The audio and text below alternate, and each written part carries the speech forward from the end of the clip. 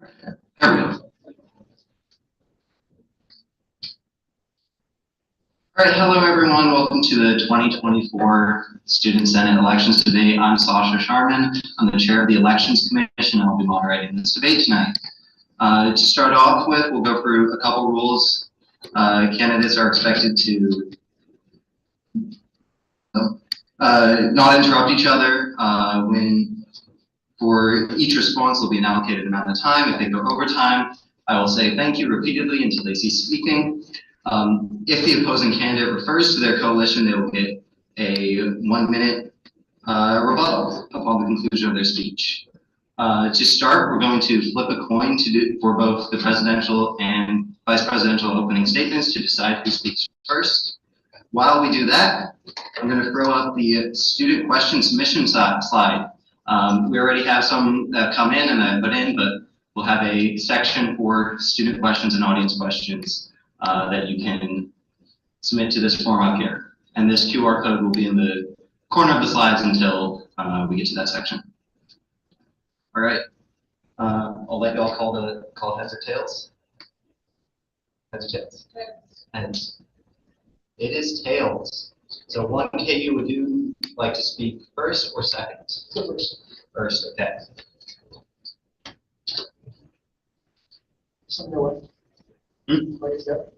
Yes. All right, so my name is Abri Ahmed. I am a junior studying interdisciplinary computing with an emphasis in economics and a minor in mathematics. I currently serve as this year's Speaker of the Student Senate. And the first ever Speaker of the Student Senate, what I do is I run sort of the internal assembly and legislative branch. Beyond that, last year I was the first funded development director where I gave the most money away to the DEI fund ever. So I think Chris spoke from yesterday. And beyond that, I've been a member of the D committee twice. I've been a member of the D committee twice. I've chaired EOF. I ran in line with turn last year. I've been in this game for a minute. And it's allowed me to learn a lot from people who are older than me, who've come, experience. What it also does is it allows you to sit back and analyze that sometimes this isn't the most efficiently run or effective organization for our campus. That means exactly why me and Walker are doing a lot to be done to change, to ensure that the influence of our campus for better. There's a couple of things that are really core on running on. One, the rec. It's a tangible project that can happen now and has to happen now. I mean, we have record enrollment numbers, but without a strategy to go ahead and do it. Second, our transit, especially to our K-12 ratings next year. We find a safety concern if we have students who are drunk or pre-gaming the games to go out and drive to those games. It's a risk, it's a safety risk. And so we want to go ahead and provide it. As a matter of fact, today at 1 o'clock, there's a survey sent out to every single student in Halifax, asking to fill out a survey to get info about transit and the logistics behind it. I wrote that survey. I wrote that email. We're already on it. Everything we're promising we can achieve. Which is what our campaign is about. Two things: accountability and efficiency. That's definitely why I expect all of you guys to vote the right way to vote for one KU.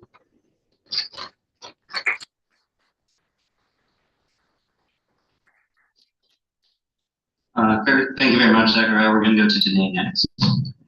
Hi everyone, my name is Danae Swabin. I'm a junior studying psychology and philosophy on the pre-law track. I've been involved in Senate for the past 3 years that I've been here at KU. I started out in Student Senate as a student senator and then was hired on last year onto the executive staff as the government relations director, and then last year was voted in as the student body vice president, and so that's the role that I'm currently serving in, is as the student body vice president. And the platforms that Yvonne and I are running on are 4 main platforms: infrastructure and safety, student life, DEIB, which is diversity, equity, inclusion, and belonging, and sustainability.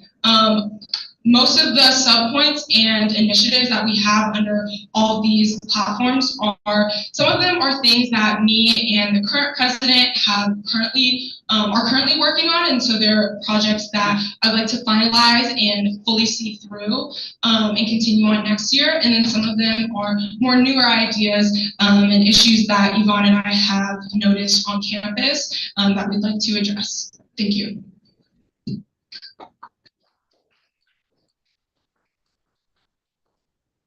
Thank you, Danae. We're going to go to Walker for his opening statements now. That better? Oh, shoot, okay. All right. Hello, everyone. My name is Walker Haber. I'm the president of Alpha Tau Omega. I'm a pre-law student at the University of Kansas. We were super passionate about the university.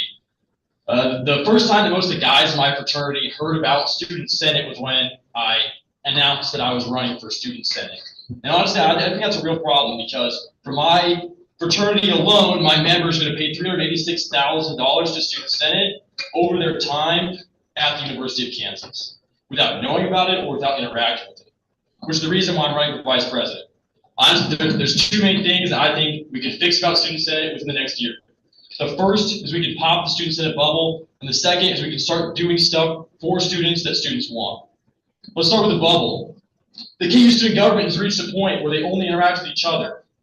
At this rate, Greek life probably interacts with the student body 10 times more than the student government that's designed to represent the students. This creates a feedback loop that over time has caused Senate to argue and debate about things that students do not care about. This was evident last year. Last year alone, every single vote in this election was worth $27,000 because students didn't understand how much Senate does for them and how much their money is going towards. Zachary and I represent a coalition that's super diverse in what we do on campus. We'd be able to pop that bubble. The second thing we could do is do something for students lately that they want. The rec center is the student government's job. It hasn't been remodeled since the 90s. That alone shows you that student government has not been focused on what students want. If you go to any other Big 12 or Power 5 school, you know that our rec is subpar. Instead of remodeling the rec, which is the student's government's job, it spends its time using its nationally ranked $24 million budget to use recycled ideas from the years past that students frankly don't care about anymore. Zachary and I have tangible and finishable platforms to do this. We're running on 3 type-specific platforms so that you guys, as students, can hold us as student senators to what we're running on. That's a new rec, that's stopping recycling from getting thrown in the dump, and that's getting free shuttles to Arrowhead next year. Thank you. I yield my time.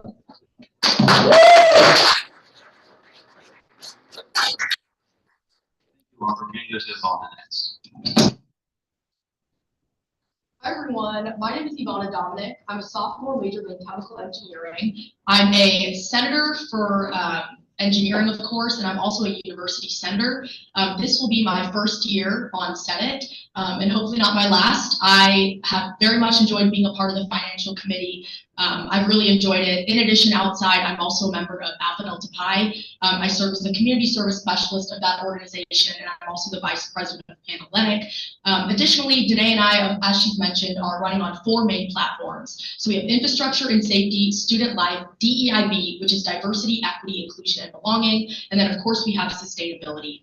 Now the reason why Danae and I are running on these platforms is because these platforms are incredibly relevant to the students at the University of Kansas. Danae has done a substantial amount of work in her time as vice president, in addition to her various roles on the executive board. And this is her chance, in addition to my chance, to continue that initiative and carry the drive forward. Our platforms are not just targeted towards members of Greek Life. I, for one, am a member of Greek Life. I consider myself incredibly involved in it, but we have, as a campaign, have done a lot of initiatives, and we've taken a lot of efforts to advocate, and not only that, but to secure support from other organizations on campus that have just as much support as Greek Life. Examples include the Black Student Union, Her Campus, Feminist KU. These are organizations that we have received support from. We also have many senators that are a part of our coalition. And for me personally, being a minority, a person of color, I think DEIB is probably one of the most important platforms that I stand on because I think it's really important. You know, being a part of Greek Life, finding a place, finding an identity, finding a group of people that you really belong in is kind of what we're trying to do with people at the University of Kansas. KU is a big school, as we all know, more than 28,000 people. It's incredibly hard to find a place where every single person fits in, and that's something that Danae and I are trying to do. We are both incredibly involved in organizations on campus. We have the experience, we have the leadership, and that is exactly why we are standing before you all today with the intent of running and being student body president as well as your vice president. Thank you all for your time. Thank you very much, Ivana. We're going to move into the question section of the debate now, starting with our presidential candidates. First, to Danae. Each coalition has laid out a platform that you believe covers the largest issues on campus. what in your opinion is the most overlooked issue on campus? 2 minutes, right? Yes. So the most overlooked issue on campus is the sense of community and togetherness that we feel. This is something that our campus is severely lacking. There's a lot of different separated groups and organizations on campus, but there's not a lot of interconnectedness. And so really our coalition is looking to create that overarching sense of connectedness and togetherness. That's why we have initiatives such as the campus bar. The point of that isn't just to have a bar on campus. The point of that is to create a space where students can gather and come together and hang out and meet new people and gain that sense of community. We've already worked with the union and dining services and talked with them about this, and so this is an initiative that they said that they're willing to do and willing to work with us on. So it's not impossible, and it's not a radical idea because there are a lot of other college campuses that have bars on their campus, and this really helps with morale. K-State has one. Not only that, they also have a bowling alley. Like I said, the point of this is to create a space where students can gather. So we would have foosball tables, pool tables, different games, and the bar would just be a side portion of that. We also have our initiatives within sustainability of creating outdoor community-based spaces where students can gather. This is an initiative, again, something that I've already worked on and done work on in my position as the vice president and would like to continue. That was with the renovation of Spooner Hall Courtyard, which is an outdoor courtyard space, which will be finalized. Our renovations to it will be finalized later this month. And that was all through working with different environmental and sustainability student organizations and just creating these different spaces on campus where students can gather and get to know one another so that we can have better relationships with one another and have this overarching sense of community and togetherness. Thank you very much. Zachariah, same question. What is the most overlooked issue on campus? Absolutely. I think the most overlooked issue, in a different way, is the health of our students on an individual level. I can recall, particularly when going through the peer review survey answers, how many people are concerned about the mental health of our students. That we gave so much money to CAPS last year, and they are more than happy with the resources they have. But why are students still concerned about their own health and their ability to go to class and be the best students they can be, go ahead and continue education to the best ability? Because we don't go ahead and give resources to go ahead and do that. That's why our biggest platform is to go ahead and address that. We plan on expanding the rec, not just to address the physical needs of our students, but also the mental health needs of our students. I mean, physical health and mental health go hand in hand. That's proven time and time again. I think this is a different approach and a crucial approach now needed more than ever with rising enrollment numbers. That's exactly what we're going to address it. I mean, if we gave as much money to CAPS as we could possibly do, and I've talked to CAPS multiple times, and they're more than committed to the amount of resources they have. And so it becomes a question of how can we think outside the box? I think something that's we're looking to put in the forefront of our administration. How can we ensure that the student, as the student himself or themselves, can go ahead and pursue their education to the best of their abilities and find those goals? Thank you very much.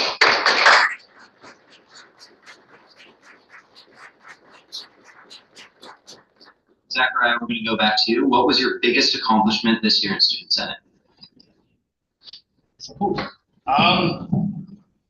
This year in particular, or any year? Any year. Any year. I'd say, can I cheat and do two? All right, I'll do two. I'd say this year, I was really proud about, my position was spring. I've been exec both years. This year, I kind of ran this new segmented version out, legislative branch of that. And I was really proud in the sense of how I was able to go ahead and lead all the committee chairs and put some definition in terms of how, since together as a committee chairs, I don't think that would happen before, and make sure the space was welcome for any student that came in. I would say my favorite accomplishment of all time in Student Senate, though, has got to do with my sophomore year DEI fund.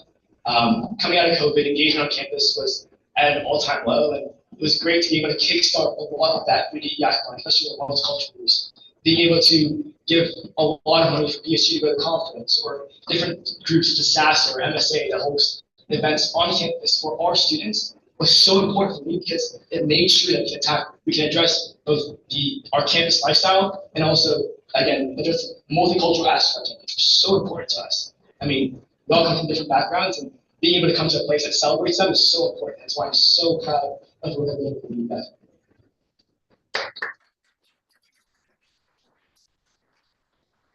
Danae, same question. What was your biggest accomplishment this year in Student Senate? Yeah, so I think one big thing that I really consider a huge accomplishment would be hosting the first ever Student Senate tailgate. We ended up hosting then 4 tailgates through Student Senate, and I worked with KU Athletics and SUA to put this on, where we provided free food, games, and prizes for students. And so this was a big accomplishment in getting engagement with the student body through Student Senate and kind of gaining that partnership with KU Athletics, because it's kind of dwindled over the past couple of years of the KU Athletics relationship with Student Senate. And I feel like that's really big because KU Athletics is so huge, and so we're able to use their resources to do a lot. So working with them to host this first ever Student Senate tailgate, and then 4 other tailgates this past football season was great. And then also within that tailgate aspect, me and the current student body president, we worked with KU Athletics to then, one of the prizes we gave away were raffle tickets for basketball games for the student body. And these basketball tickets were reserved seats and reserved area at basketball games for students. So being able to host this tailgate, connect with students through Student Senate, and provide resources for them at this tailgate, and awesome prizes that give them opportunities to experience a KU basketball game in a reserved seated area is really awesome. And I'm glad to have worked with KU Athletics on this and other projects to accomplish this.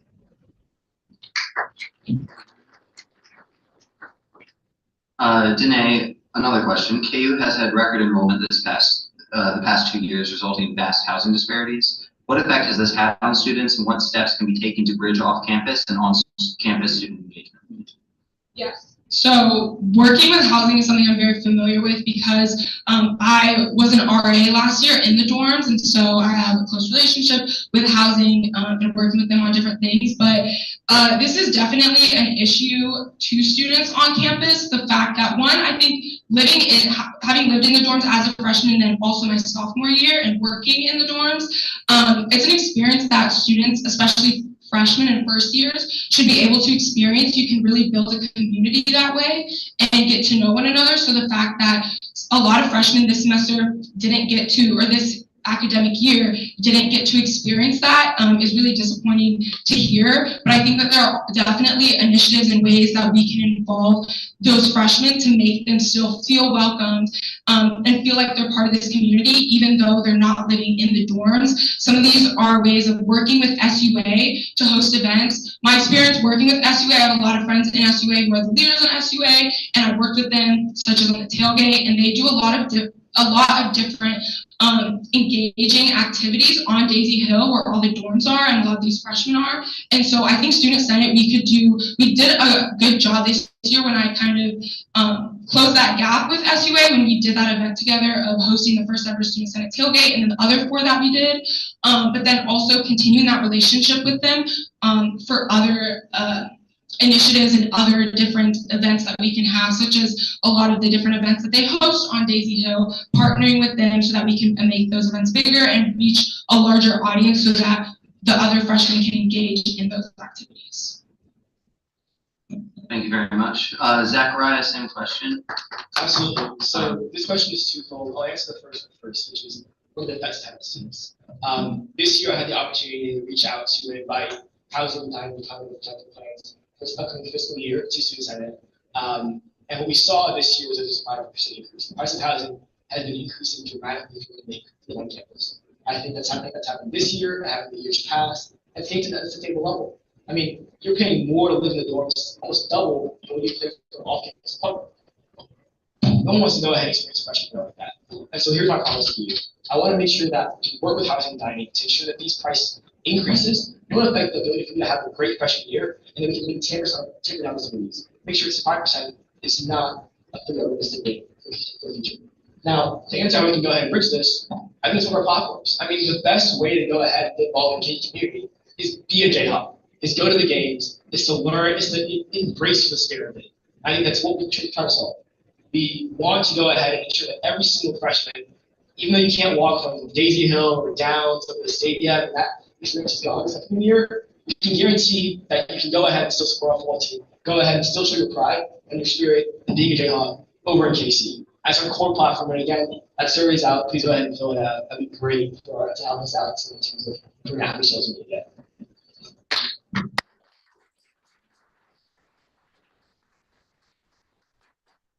Zachariah, back to you. Which of your platform positions is most personally important to you and why?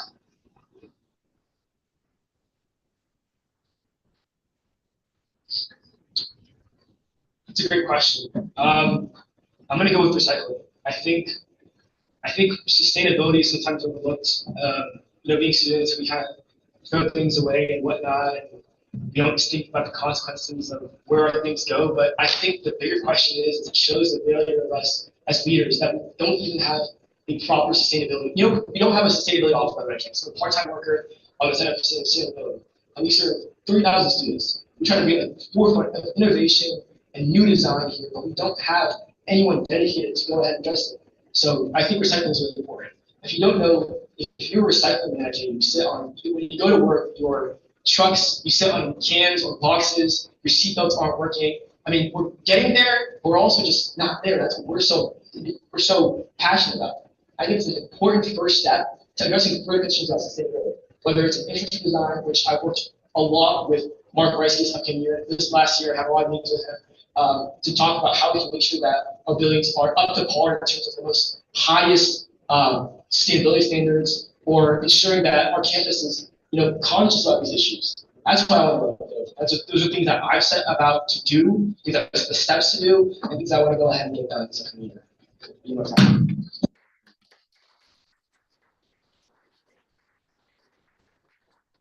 Ivana, Danae, same question. Which of your platform positions is most personally important to you and why? So the biggest platform for us is addressing the issue that I was talking a little bit about earlier, which is this issue of not having this sense of community and togetherness on campus. And so our platforms that address this the most are the campus bar, free and discounted tailgating rates, and sustainability with our creating these outdoor spaces for students to gather. So first, starting with the campus bar, I already talked a lot about that, but creating this space where students can go and gather to relax and have fun and just hang out, because right now our campus is really just a two-destination place. It's campus and it's home. Those are the two big places students go. There's not a space on campus where students can go to gather, to hang out. And so this bar, which again, it's mostly a hangout space, the bar is just a side aspect of it, is something that would address that. And then the free and discounted tailgating rates, this creates more opportunities for students to be able to gather at these athletic events, at football games, to be able to hang out beforehand and have a good time. I've already had conversations with KU Athletics about this, and this is an initiative that they said they're willing to do, is to work with us to figure out what would be a fair student price to charge students, and then also working with us to figure out a free space in which students can tailgate. Again, I've worked on a lot of different projects last semester with KU Athletics, so I have a great relationship with them, and this is something that they said they'd be willing to work with us on. And then sustainability with the outdoor projects and the outdoor hangout spaces for students. Again, creating these spaces where students can go outside to hang out. Studies have shown when you go outside and enjoy nature, it calms yourself, your blood pressure lowers, your heart rate lowers, and it's also, so it's great for your health, and it's great for, again, having a space where you can hang out with one another, meet new people in the outdoors. And we've incorporated sustainability and environmentalism in this because we're going to be planting native trees, native plants. This is something, again, that I've already worked on in my position, and it's just something we'd like to continue doing. Thank you very much.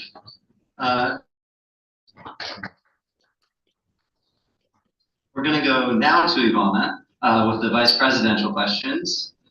Starting first, social justice and student rights are two major pillars of Student Senate.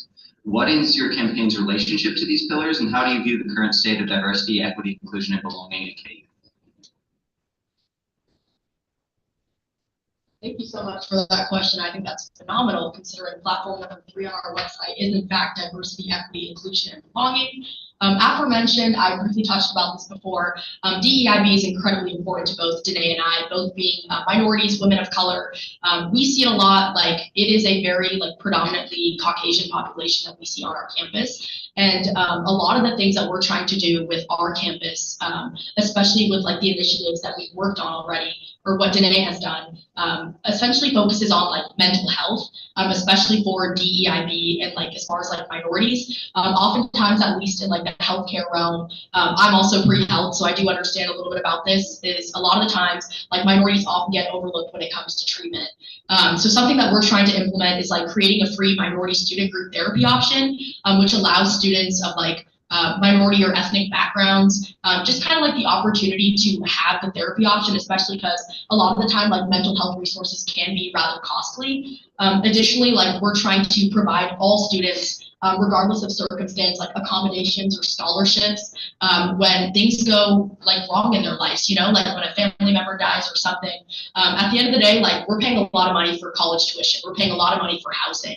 It's often really hard to rebound when you have to pay all those added expenses and then you're dealing with the loss of a loved one. So I personally am on the finance committee for Student Senate as it is, but Danae definitely has done a lot of the work. I think it's incredibly important to recognize that as a student body vice president, as a former executive body member, Danae has made the rapport, she's made the connections, she's been able to talk, and of course she has the experience. She's the most qualified person to be for this position, considering her work ethic, every single rapport that she's made, and she knows exactly what is necessary to acquire this.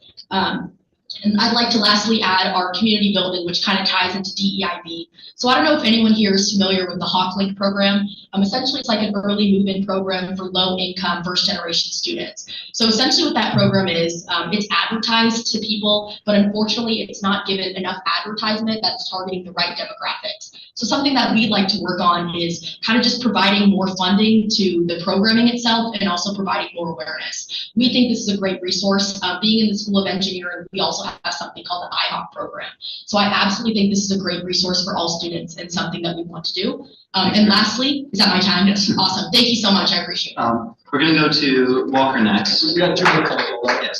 That's all right. Same question.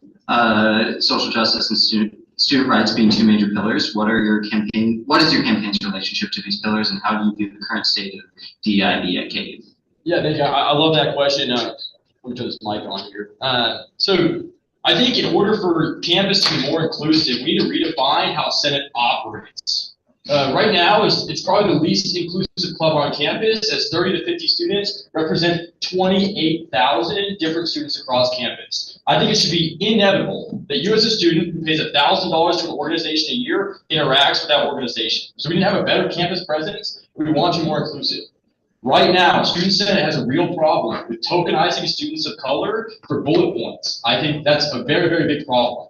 In terms of DEI, my running mate Zach has talked about that several times yet tonight. He's really dialed on DEI. I think if we want to be more inclusive, though, it's really important that we have a way larger campus presence and have our finger to the pulse of campus students to be more inclusive with them.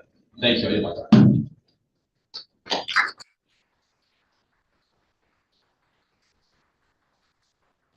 Thank you very much. Back to you, Walker. Many students are unaware of the impact Student Senate has on the student experience. What steps will you take to increase legislative transparency and student engagement in Student Senate? Yeah, that's a great question. That's kind of one of our pillars, and honestly plays right into what we're talking about today. And I think being the president of fraternity, you understand how to interface with students more.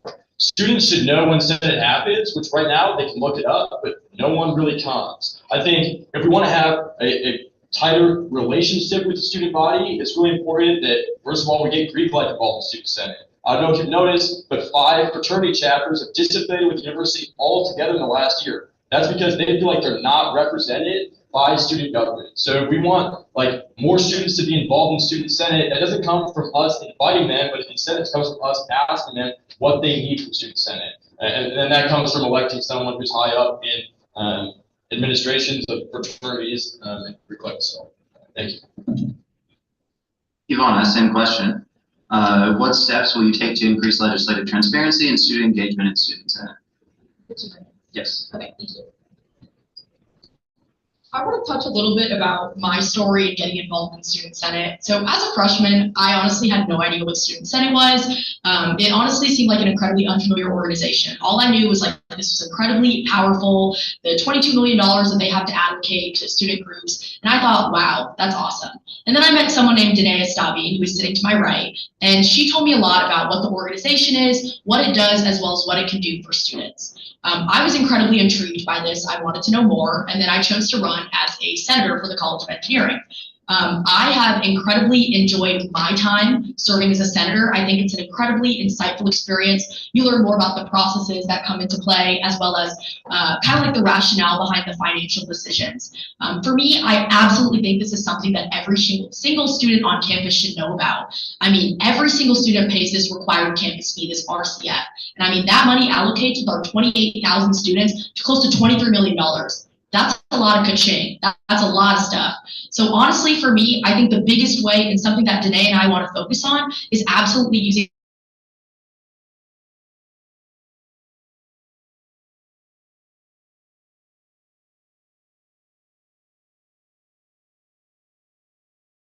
$2,000 of our 28,000 approximate students voted. Isn't that kind of shocking? Like, this is literally the future of our campus. Every single person should know about it, or at least be encouraged to vote, if not voting. And I think that's absolutely something that Danae and I want to do. We want to promote the awareness. We want to spread more information about voting. Because whether you vote for a candidate or not, every single person should have the right to say something. I think Greek life is incredibly important, and it is absolutely a very prominent demographic on campus. However, it is only 20% of the people on campus. As the University of Kansas Panhellenic Vice President, I know the statistics behind the demographics for the sororities as well as the fraternities. Sorority women comprise the majority of Greek life, considering each chapter has around 250 members, and that's by 11. So if I'm doing the math, that's like 2,700 women. In addition, we have the fraternities from IFC as well as the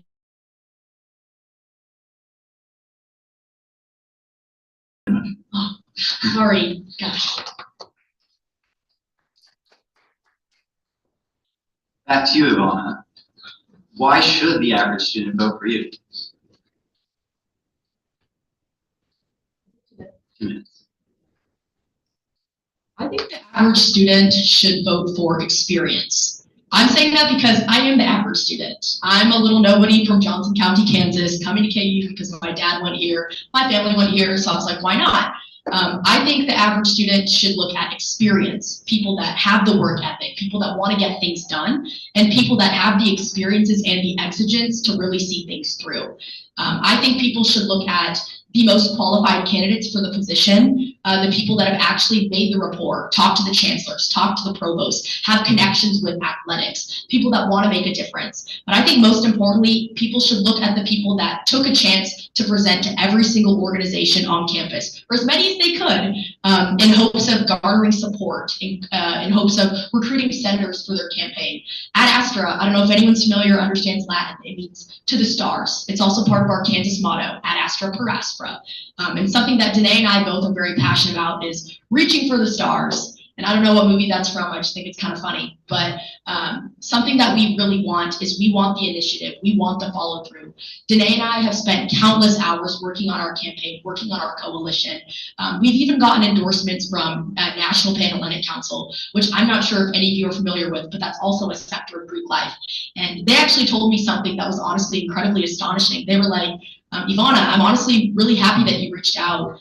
We haven't heard from any other organization, and we think it's incredibly insightful that you guys are reaching out to us in hopes of getting our support and endorsement. And that day itself, Chase Taylor, the man, the myth, the legend, he gave us an endorsement right after. And I honestly thought that was the coolest thing ever, because yes, in fact, every single student vote matters. Every single thing that people have to say matters. And at the end of the day, that's what we want to do. We want every single person to feel a part of something bigger, and that's why we are running.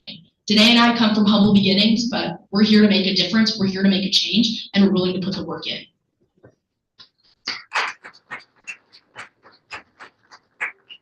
Thank you very much.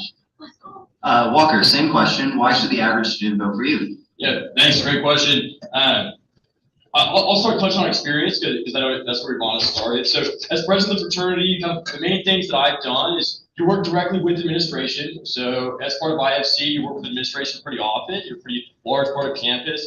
You manage the executive board, you manage the population of fraternity members. And then also personally, I've worked with alumni to do things like build a $500,000 court in our backyard. So in terms of experience, like we have that in spades. In terms of what I want to do in my VP role, why I think like I appeal to the average student's vision is I think there's two areas the VP does, to the Senate and to the administration. I think it's really important we keep the Senate loyal. Keep the Senate loyal to students, because the Senate right now does not understand the constituency which they represent. I'm going to sound like a broken record here, but loyalty of senators should not be to other senators. We need to pop the senator bubble so they understand like what students want, such as the recreation center. Almost every student on campus, if you ask them what's the most lacking part of the university campus, they're going to touch on the recreation center. So it's something the student senate should fix. The second thing is keeping administration honest.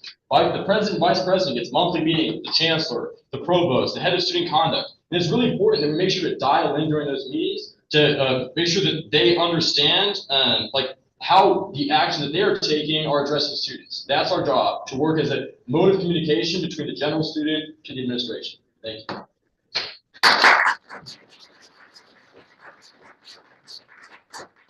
Thank you very much. Ivana has requested a 1-minute rebuttal. 1 minute. Oh, okay, love it. I just want to continue what I was talking about earlier about the sense of community and DEIB. I think it's incredibly important that every single person on campus feels that they have a voice. To clarify, Student Senate is not a club. It's an organization, but it's supposed to represent every single body within the school and the student body, which is why senators are elected from different colleges and schools to represent the best interest of their constituents. Which is why when you're making change, or when you're being a senator, or when you're advocating for something, you're not supposed to be advocating in your best interest. You're supposed to be advocating for the good of the people in your school. And I think that's a big part of where Danae and I come from, considering our experience with writing the bills, making the support. And of course, I think meeting the provost and meeting the chancellor, that's something incredibly serious and very important as far as representing the university, which Danae has a lot of experience in. She's worked alongside the current president. She's made a lot of strides towards initiatives and positive change in the university. Thank you very much.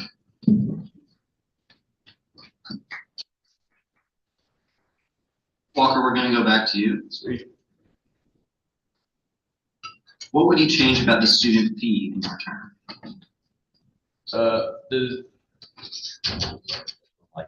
The student fee, so for the guys that are from fraternity that don't know, that's the $500 you spend every semester. What we're looking at changing for the student fee is tweaking what we spend it on. The biggest one being, right now the student fee goes to the 1990 renovation, the bond that we paid on it, of the recreation center. So like the largest portion that we're going to change the student fee is make that towards a modern renovation to make the recreation center competitive with other Power 5 schools. I don't need to touch on that much more. Like, if you want, you can go on our Instagram, look at what that's going to look like. But the biggest thing we're going to do with student fee is spend the $24 million budget on something students actually care about, which would be rec center. Thank you.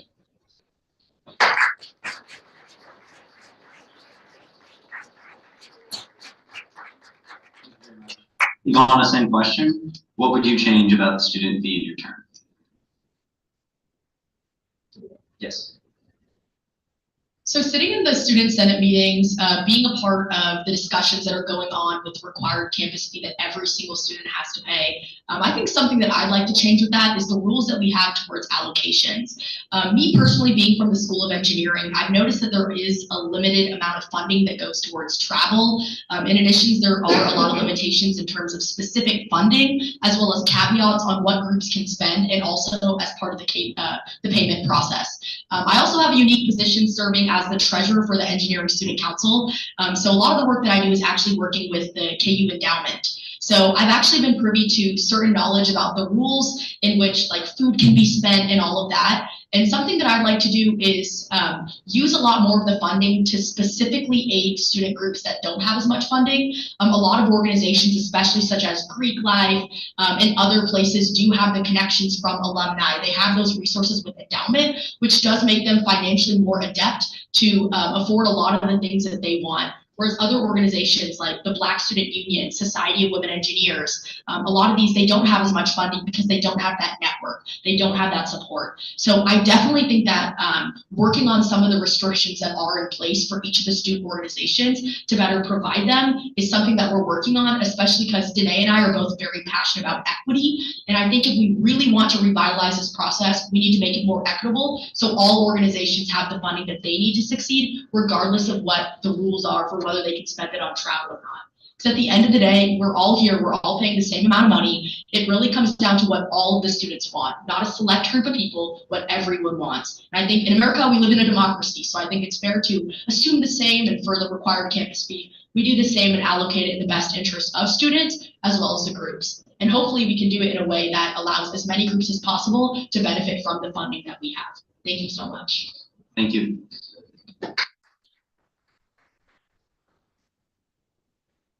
Our next section of the debate is going to be questions from you all, the audience, and other students. This QR code at the bottom is going to be your last chance to submit student questions before we get into this section. So we're going to take a brief pause here for you to fill this out, and I will review the questions submitted to the forum, and then we'll continue.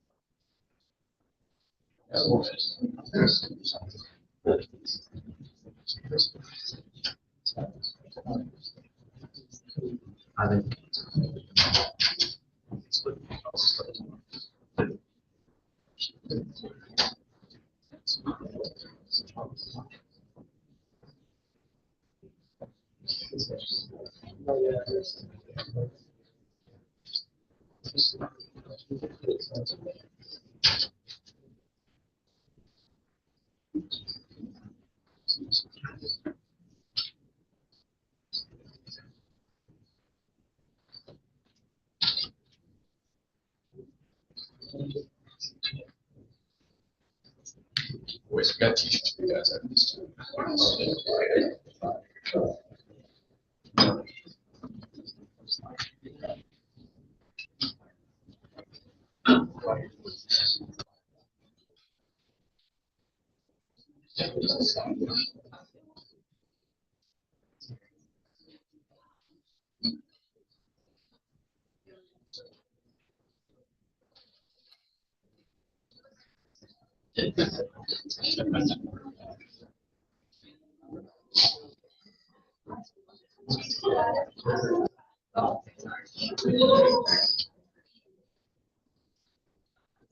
going to start back in about a minute. Everybody file back into the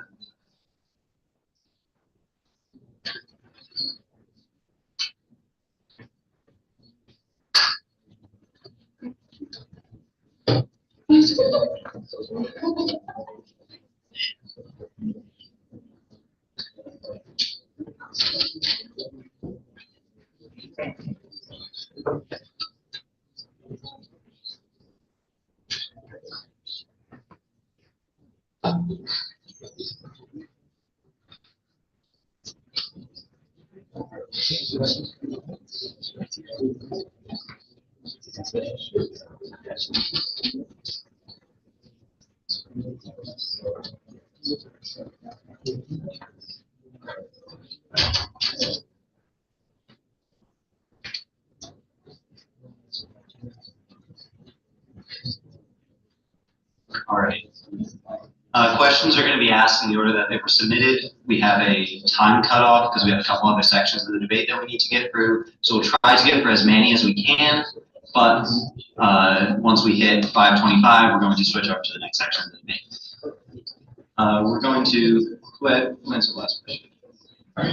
Okay. Who's your vote? All right. We're going to go to Ad Astra first. First question is, each campaign has highlighted campus infrastructure improvement as part of their platform. Where will funding be reallocated from to make these happen?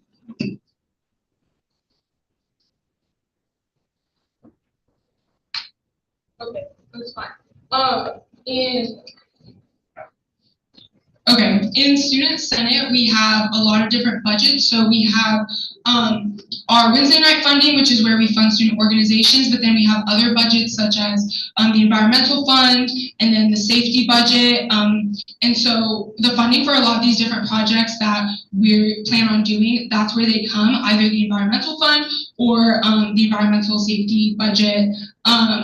And so that's where we plan to use our funding from. There are also a bunch of other different budgets within Student Senate. I don't want to get into the specifics of boring you guys on all the different budgets that exist and everything's out there.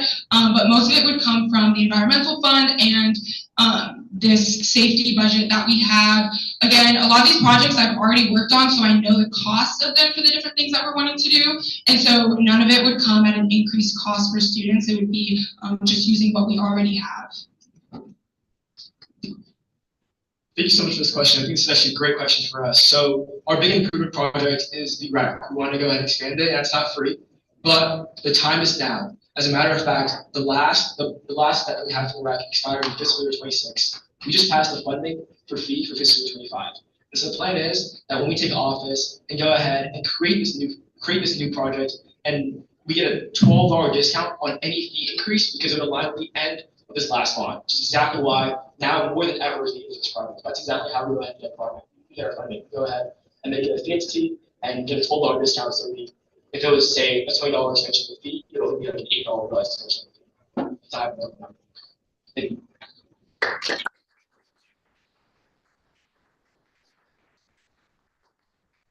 Just make sure that both candidates, since both people get to split their time, wait until they ask you a question to respond. Next question from students. What accountability measures and action steps will you enact to ensure these infrastructure promises come to fruition? This would be to Katie first. Absolutely. This is also another great question. So this is actually a project I've been working on for the better part of this year.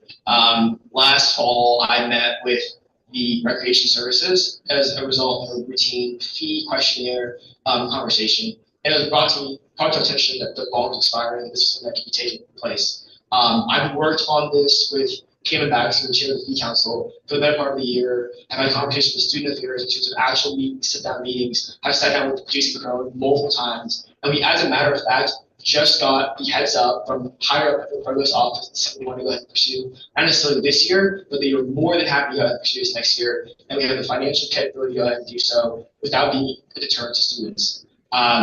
Those are all promises, again, that have been made. And if you go ahead and register our Instagram, we have detailed step-by-steps of how we're going to go ahead and do this. We're going to go ahead, we've already talked to the contracting firm that does the architecture design. We're going to go ahead and get a survey, get students' input about what they want. And then we're going to go ahead and give it to the architecture firm. We're going to go ahead and make a new master plan that's going to go ahead and be voted on by students to see if they want to go ahead and implement that. So everything is very much so formatted step-by-step and talked about with the exact right people to make sure this is a reality and not just one of those things that we promise sometimes to fall through. Thank you.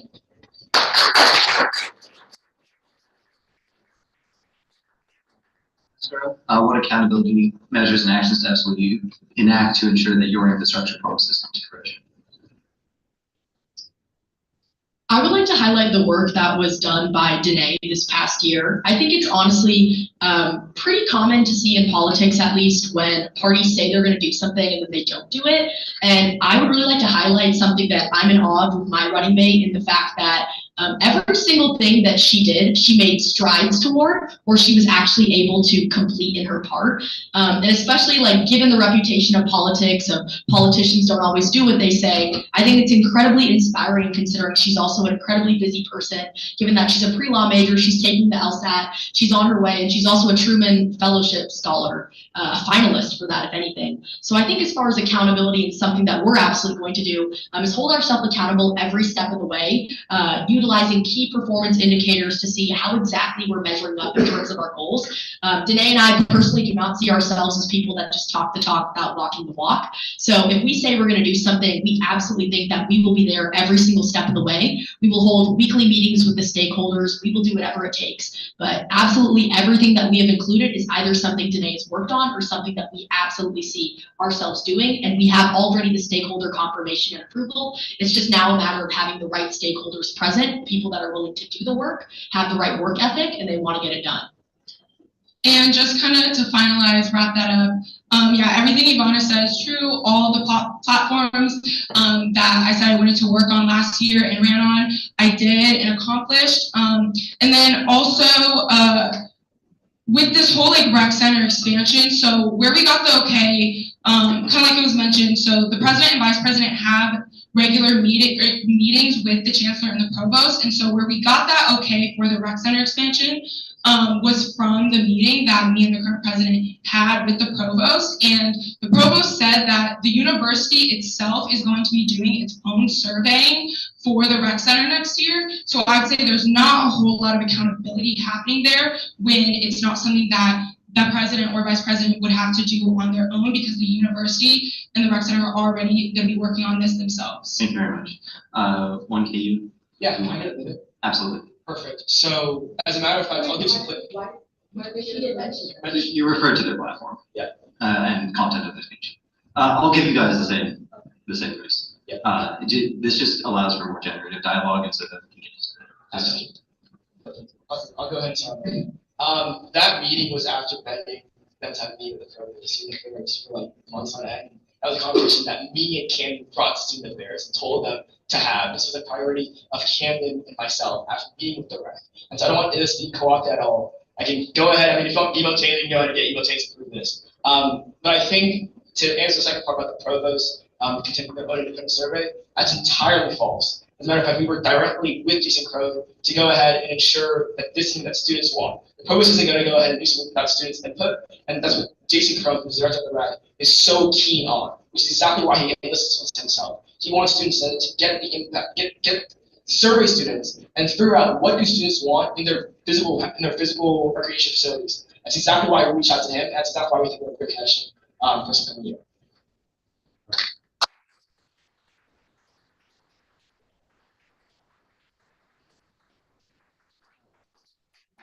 Yeah. So as I said before, the student body president and vice president have regular meetings with the chancellor and the provost. Other approval, I'm very aware that their coalition, or Zachariah himself, has worked on done different things with the rec center, with Jason Crone. However, me as the vice president, I'm the one who has had meetings throughout this entire year with the provost and the chancellor, in which she said that she plans to do her own surveying as the university executive for this project of the rec center expansion. So any work that they do themselves, I mean, is great and cool and all. However, the university itself will be planning to do its own survey, because this is a very detailed and intense process of expanding the rec center. It's not just a 1, 2, 3 easy steps. And so the university plans to be involved, and the provost herself has said that they will work executively on this project. Thank you very much. We'll have more questions related to My name is you can. I don't want this to cut it at all. So exactly what happened was Kim and I found this priority, and we went and we told them we want to go talk to the provost about this.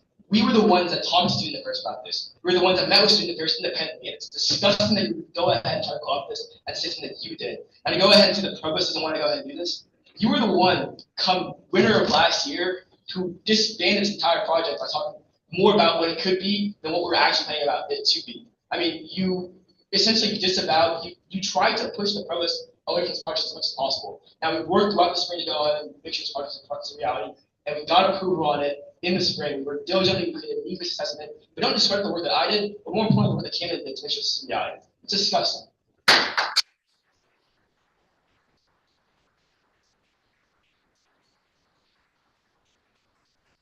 We'll give a minute and then move to other questions. I want to be very clear. I'm not co-authoring this at all. I'm not saying that I worked on this project at all, so I don't know where he's getting that rhetoric from. I also don't know where he's getting the rhetoric from that I tried to put off this project. This has always been something that him and Camden have done. I just said earlier beforehand that I recognize that Zachariah has already done work on this. So again, nowhere in anything that I just said did I say that I was co-authoring or saying that I was a part of this at all. I'm not, and I never said that I ever have been. So I don't know where he's coming up with that rhetoric or where he's coming up with the rhetoric that I tried to project this from happening. So I just want to make that very clear. All right, thank you very much, candidates.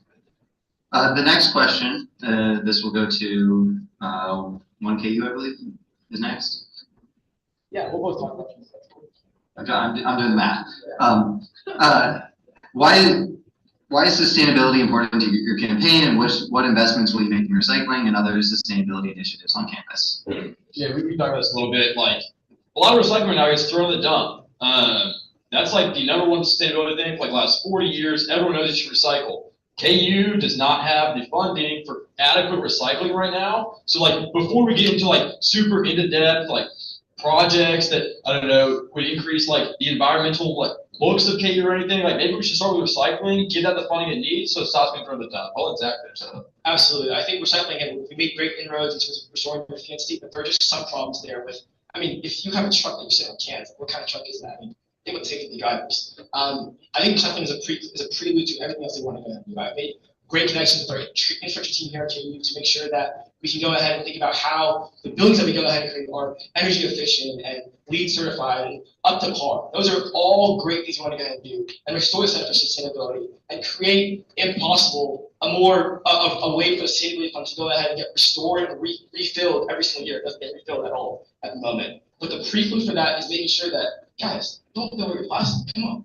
It's both it's a funding question and it's an outreach question. Those are both two things that are really key on addressing. We have plans to go ahead and address coming this upcoming term.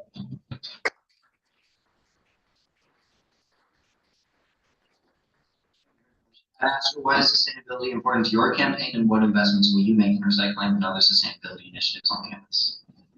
Sustainability is incredibly important to our platform. A lot of our senators actually have a background in environmentalism. It's absolutely something that I'm personally very interested in. I do research on sustainability. Today is also very involved in this. So basically in her work as vice president, she's had a lot of time to essentially like reflect on what is actually feasible at the University of Kansas in terms of recycling, which is kind of like bringing me to our platform of why we're trying to increase information about recycling. It is incredibly important, especially with everything you see with like global warming, all the issues that our country is facing. At this point, it's really important. Our school itself has 28,000 people. Every bit of plastic that goes away, it's incredibly important that we do what we can. Additionally, like we're trying to promote the use of used books. Not only is this like resourceful in the long run, but it's also financially much cheaper for students who are able to use these resources that are provided to students that we'd hopefully like to bring back. Additionally, as far as environmentalism, we want to increase the presence of native plants on campus. This kind of goes along the lines with sustainability. We want to beautify our campus more, make it more lively. We have a lot of beautiful space on campus, and I think sustainability also comes with doing that as well. Now back to our platform of community space. Something that we're trying to do is renovate Potter Lake. I don't know if anyone's been there, but it's kind of sad. It only has like one bench. There's not a lot of hammocks, so that is absolutely something that we want to do. And again, I'd like to highlight, Danae has made these conversations. She knows exactly what is feasible given our financial situation, as well as what is feasible given the higher authorities that may be, including the provost and the chancellor. She knows, I know, and that's exactly what we're trying to do with our sustainability platform. We'd also like to see more water bottle filling stations on campus. Reusable water bottles is the way to go. Plastic is out, reusable is in. We want to increase more spaces on campus. We'd like to see students have more open green areas on campus with shaded areas. They can study with their friends, they can have a good time.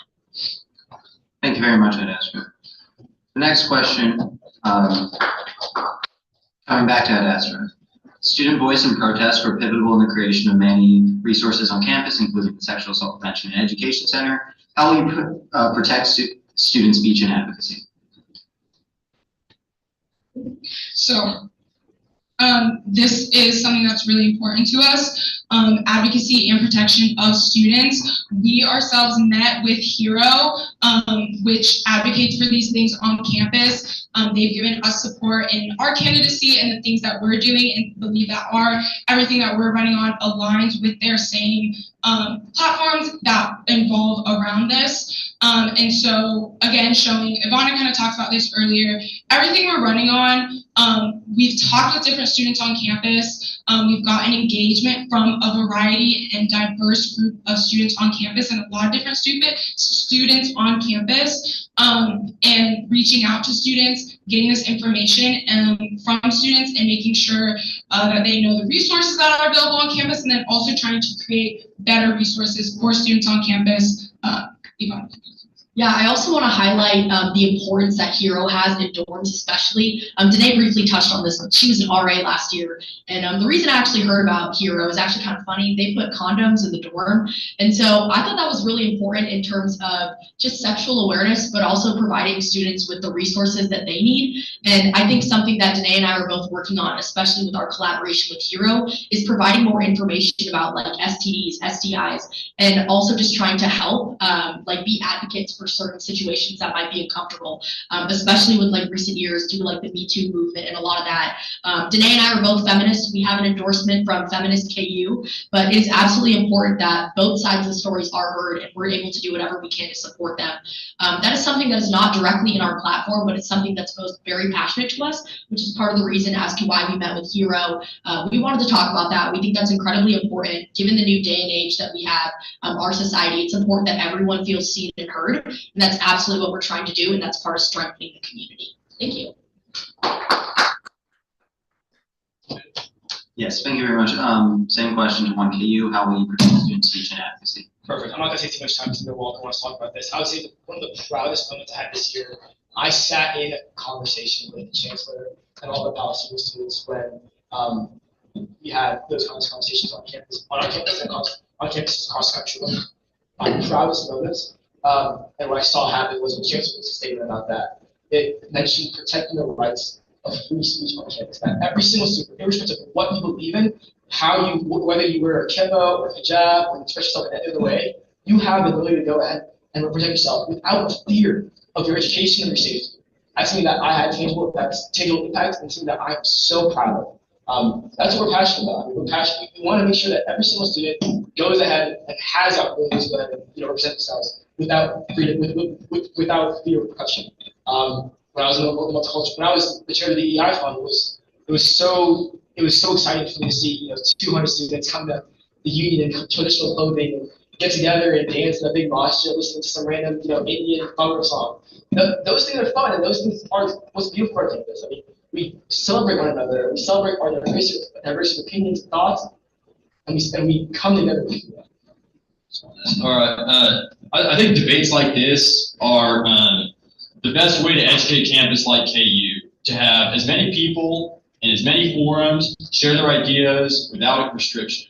As a public university, like KU, has the loyalty to the First Amendment. So I think it doesn't matter which side you stand on, it's the Student Senate's job and the university's job to make sure that everyone that can voice their opinion. Thank you.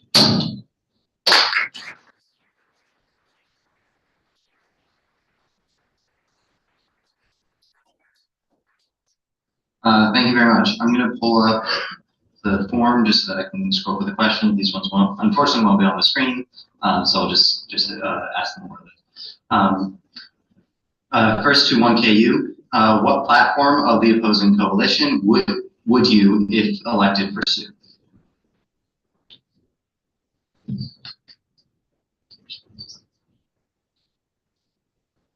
I think they're all. I mean, there's a lot of holes in all of them, so I don't think there is one that would go. I mean, is there one of them? I mean, recycling, I guess. We already have recycling. Some parts are recycling. Recycling is something we're passionate about. Construction is on the cutting edge of sustainability. So I'd say 100% as well. I think recycling, making sure that's up to standard. Bringing the divide between our administration and our students on issues with regard to sustainability is so important. And something that I think day one we're going for is that, listen, it's 21st century. We need to make sure that our energy resources is clean, our students are aware that our buildings are energy efficient, that our waste is being collected and disposed of in an efficient manner that's aware of the repercussions about it. Those are all priorities that we go ahead and pursue day one.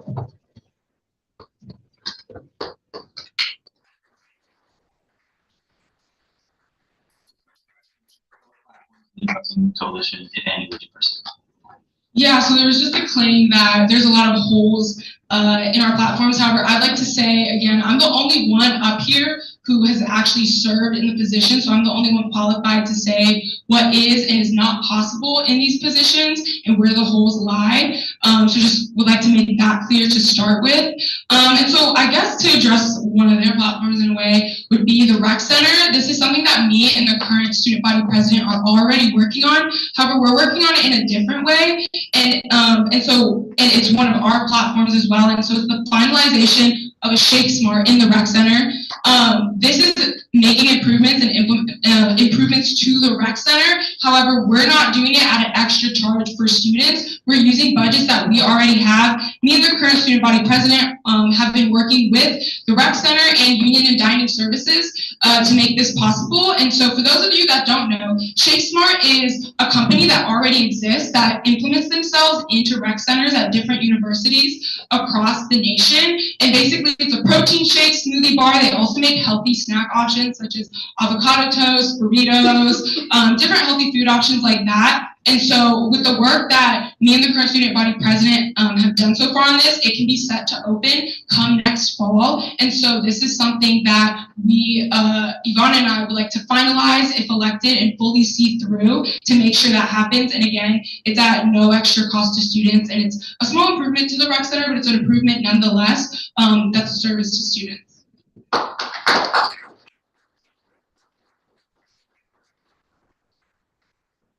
Back to Ad Astra, only 25% of students are involved in Greek life. I can't verify that claim. Just here. What would you do for students that aren't specifically involved, and how would you prioritize their needs? Something that I'd like to highlight in our third platform is DEIB, emphasis on the B, which is new. It's belonging. And I think that honestly is something that's incredibly important, something that's often overlooked. When it comes to belonging, belonging is finding a place, finding a group of people. For many people, that is being a part of Greek life, whether or not it's your sisterhood or your brotherhood. But for others, it might be a student organization like the Black Student Union, Latin American Student Union. Yeah, that's what's up.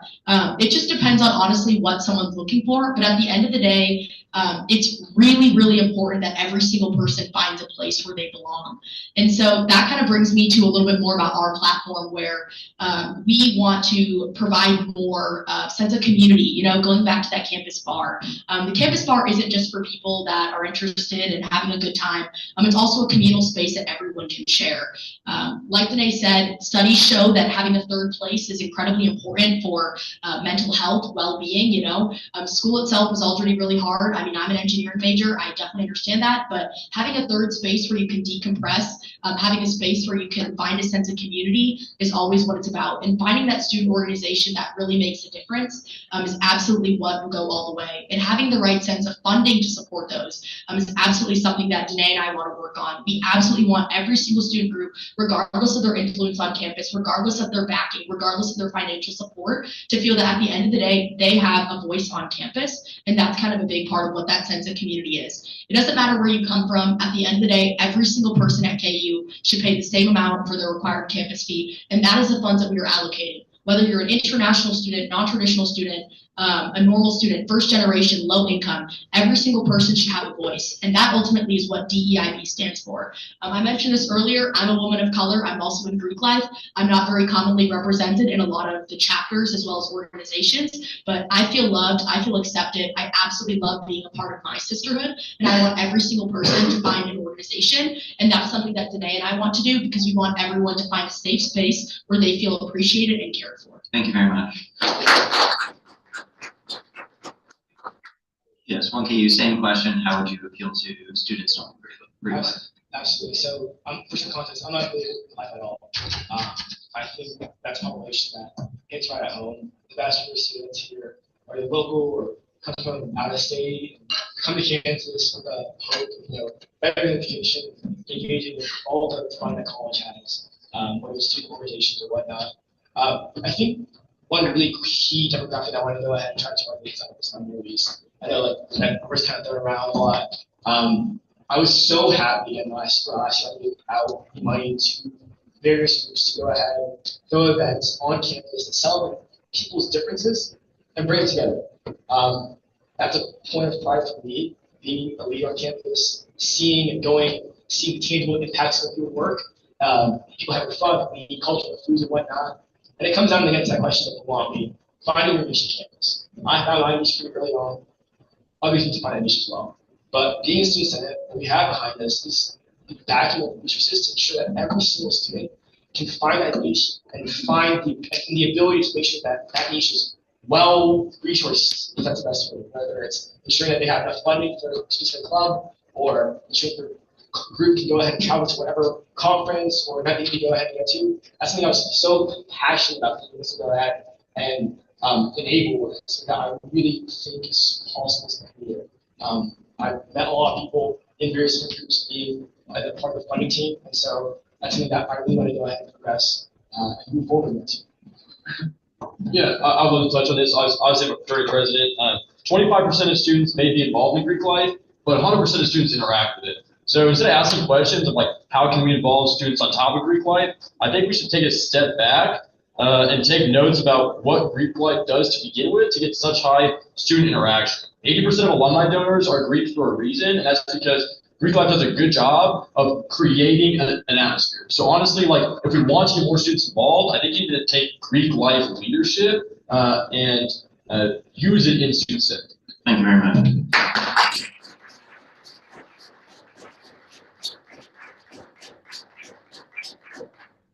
All right, we've had several questions regarding sort of the scope of your infrastructure commitments.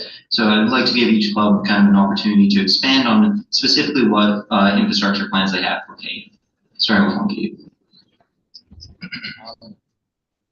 Yeah, so our plans are to go ahead and proceed with renovation of the recreation center via a phase 3. But that looks like is TBD. We have very detailed plans in regards to engaging a student-wide survey for about the beginning of the semester up until mid-semester, and then working with the architecture firm to design a master plan that's eventually put to the vote and the students to approve whether or not they want to go ahead and engage in this new construction. That's a very detailed step-by-step basis, but the idea is you go ahead and expand the rec, expand the services offered by the rec as determined by the students want. Sorry. All right, I'd ask her same question. So I already touched on a little bit one of our things under our infrastructure platform concerning the rec center, which was the Shake Smart project that is currently being worked on and finalizing and fully seeing that through. Another thing concerning the rec center is allowing for 2-hour free parking in front of the rec center.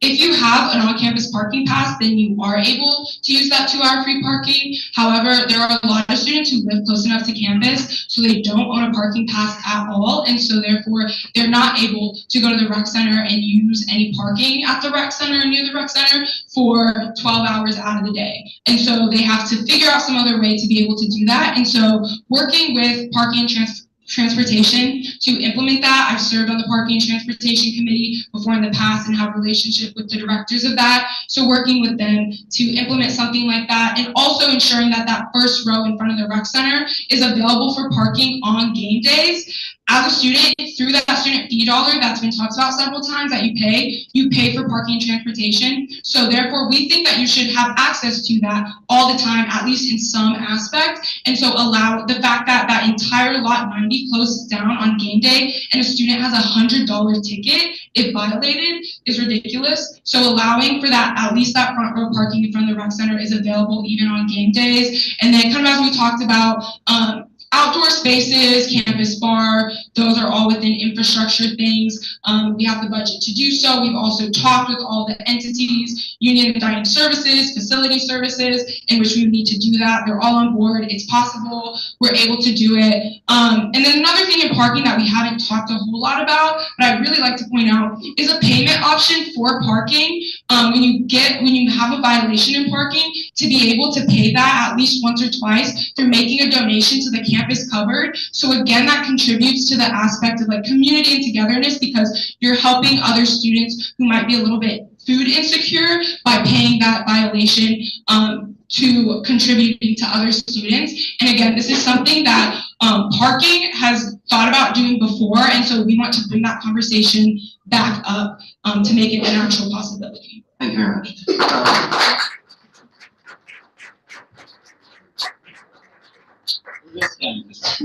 Okay. So we're going to stick with infrastructure and ask about what kind of conversations you've had with campus partners and administration around the feasibility of your infrastructure commitments. So I'm going to go to Ad Astor first and then Kate.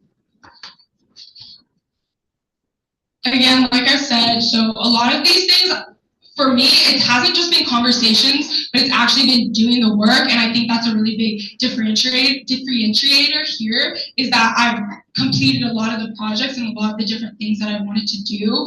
And so that's why I said kind of at the beginning, some of these platforms that we're running on are just the continuation and finalization of things that I've already worked on, and utilizing those campus partnerships that I've already built. I've already built up very sturdy and steady relationships with our admin and the directors and leaders of a bunch of these different services and departments on campus. So I have that rapport with them, and when creating these platforms and really thinking about the things that we think need to be changed on campus, we kind of made out a list of all these things, and we thought what are really big priorities and what are things that really need to happen and what could we actually do. Because again, like I said, I'm the only one up here who's actually served in the position, so I'm the only one qualified to say what is and is not possible and where the holes lie. And also, again, because I have those regular meetings with the provost and the chancellor and other department heads that aren't regular meetings and aren't part of my position, but I've gone out of the way to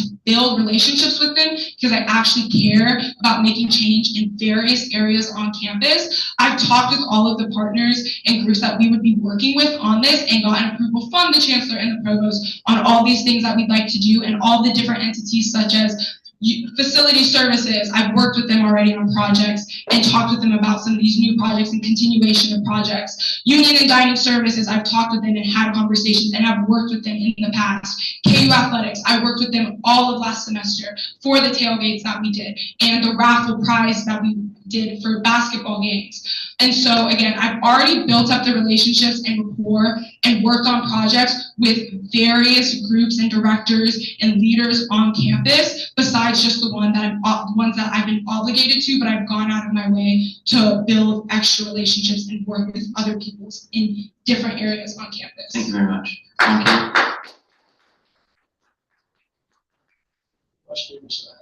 Yes.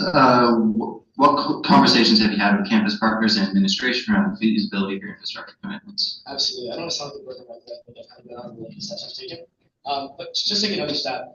Being a speaker of student senate, I understand also a huge responsibility of mine is the senators. What I've gone ahead and done actually this last semester is I invited both the infrastructure team, so Mark Rice and his team, and athletics, not athletics, and the recreation, both the Senate to full Senate, to present the full Senate, so senators can, one, gauge the feasibility of projects and ask questions about what's happening with the rec, what's happening with infrastructure. what's happening with all these things. Because it's one thing for me to go ahead and sit there and talk to them and sit in a closed room, but it's another thing for me to go ahead and approach members and ask them, how do you feel about these things? And with those remarks, with those conversations that become so resounding in my ability to convince these projects. And so, yes, I engage in steps A to Z. I ensure that these things are reality, even beyond my task this year. I've gone above and beyond to ensure I've met with the right people. I've gone above and beyond to ensure I'm getting the right people involved, not just from an administration standpoint, but also from a senator standpoint, making sure I have experience on my side to ensure that these things are happening, not just for us, not just so we can have a better rep, but also for generations of Jayhawks to come to have a better rep. I mean, this is going to last years. I mean, Naval Vet's been around for how long? And a new phase expansion would impact generations to come. And so that's what this is about. It's about now and the future. And again, I've taken every single step necessary. I'm not going to go ahead and repeat myself. That's important. Tell me. Oh, absolutely. So in terms of parking, that's one of our core focus areas. We've gone ahead and met with parking, and there's a parking study actually done right now this spring, a campus-wide parking study. It's going to be ending this semester, and the plan is that once you go ahead and take office in the fall, we're working with parking to analyze, it's a new parking need to go ahead and build. Do we need a new $20 million parking garage? What needs to happen? But again, we need to also have the concerns of students in place. Like, we don't want to go ahead and pay increased costs for a parking pass if it's not needed. So those are all things that we've gone ahead, taken initiative on, and made sure that happens.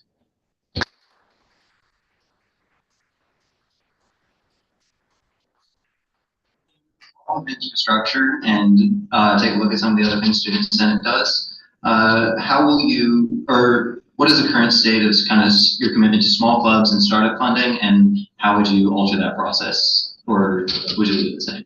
One Kate first. Sorry. This is a process I'm very familiar with. One, being a regular in the Finance Council, but also having led the EI Fund, having funded these small clubs, having helped lead line funding last year. I'm so aware of how important everyday clubs are to our campus. I've gone ahead and ensured that we have a possibility to have events with these clubs. Furthermore, what I think was more crucial was when I was leading, when I was going ahead and ensuring these clubs had allocations, it was at a critical time when it was post-COVID, when clubs were just getting off their feet. And I was so proud to have been able to kickstart the allocations for clubs to go ahead and get membership back on track.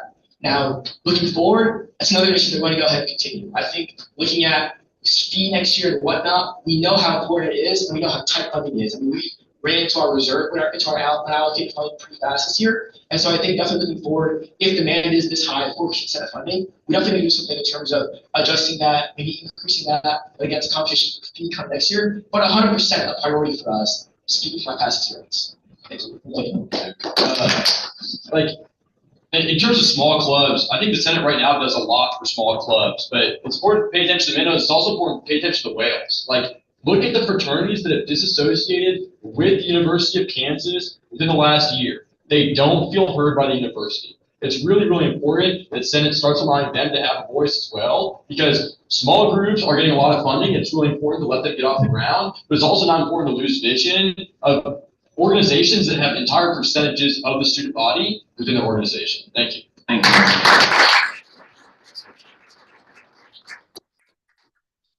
I'd ask for the same question. What would you do to improve the small club funding process?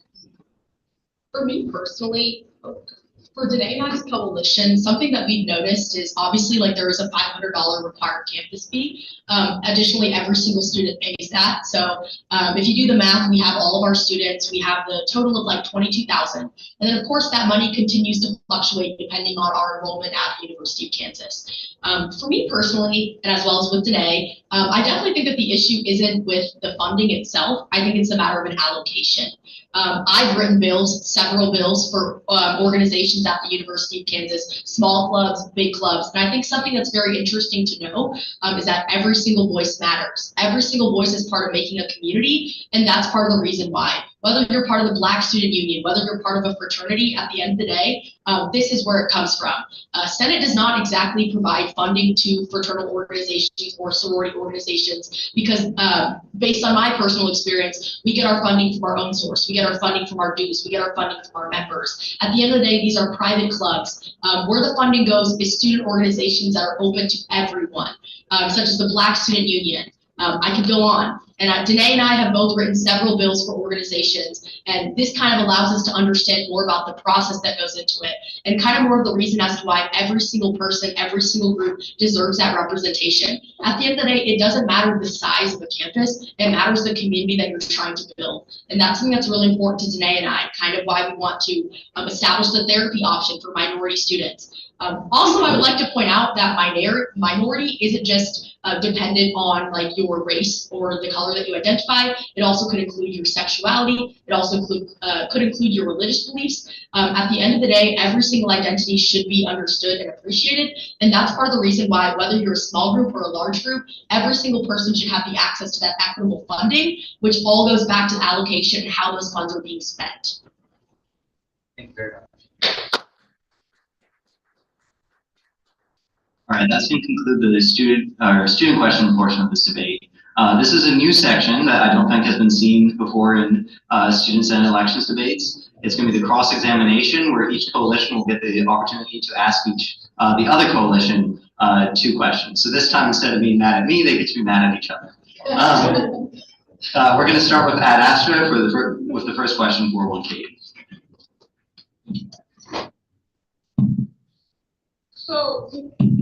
So the first question, we would like Walker to answer because it's something that he mentioned. So you've never been involved in Student Senate before, better yet, you've never even attended a Student Senate meeting. But you made this mention how students of color in Student Senate are tokenized. So how do you know what goes on in Student Senate if, like I mentioned, you've never been involved and you've never attended Student Senate meeting? Please better explain this tokenization. How do you know people are being tokenized? Again, if you've never been there to see this. Are we, as students of color in Student Senate, me and Ivana, are we being tokenized? Give us a specific example of this tokenization that you're talking about. 1KU get 2 minutes. First, I'm going to let Walker speak about his experience. He wants to go ahead and talk a ton about it. I'm going to go ahead and just, I'm going to tell you that we in Student Senate do a lot of talking about what we're going to do for Black and brown and whatever students, and we barely follow up it. I mean, it's pulling on the strings every single year, making sure they can have funding. I mean, this year we gave them a much needed increase in the DEI fund, which I'm so proud of. But I mean, we parade every single year telling students of color that we're going to go do something, do something. But then it comes to it, and there's a huge question about funding. There's a huge question about outreach and whatnot.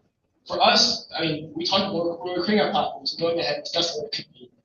Again, we didn't want to go ahead and create DEI because we didn't want to go ahead and parade around something that should be a know-all in 2024. That's something that we're so committed to. Again, being the chair of the DEI fund, I've gone ahead and experienced this. I've gone ahead and help out with this, and I think it's something that we need to go ahead and address. It's really about talking about DEI. It's actually about Yeah, experience student senate. I've been to a couple student senate meetings. Went to the fee meeting. I went to some meetings my freshman year.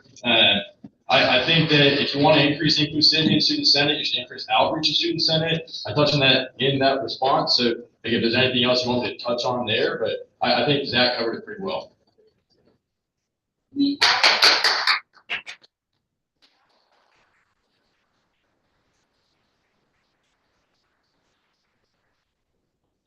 We asked for a specific example of this organization you're talking about, and you didn't give one, but it's okay. I can No, it's okay. Okay. All right. So we got to move on to the next question. The next question is actually going to go to 1KU for Ad Astra, and then we'll switch back. Yeah.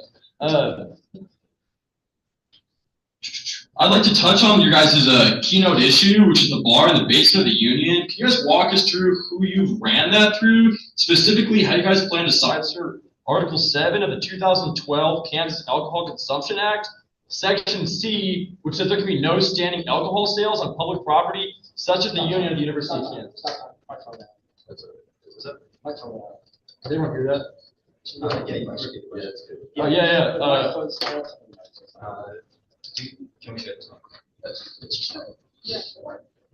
Okay, so we can answer this?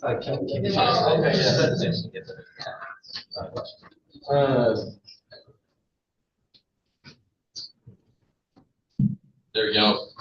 This is for the keynote issue, the bar in the basement of the union. I want you guys to walk us through who you ran this by, specifically how you guys plan to sideskirt Article 7 of the 2012 Kansas Alcohol Consumption Act, Section C, which says there can be no standing alcohol sales on public property such as the Union of the University of Kansas.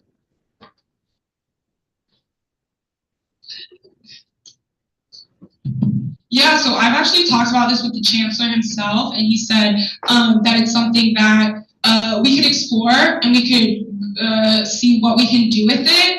Again, because like K-State, our sister school, they have a space like this that's engaging for students. They have a 10-lane bowling alley.